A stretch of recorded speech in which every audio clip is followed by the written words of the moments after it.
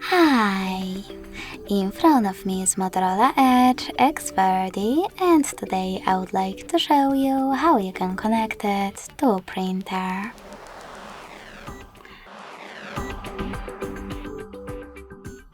First of all, open Settings and click on Connected Devices.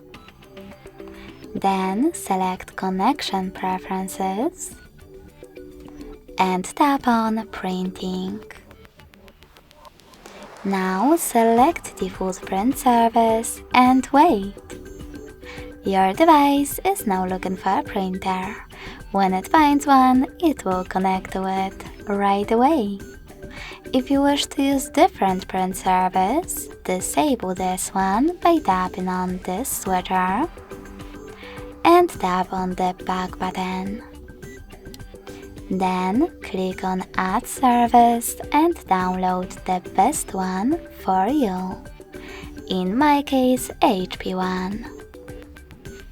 When your new service is ready, tap on the back button twice and click on it over here.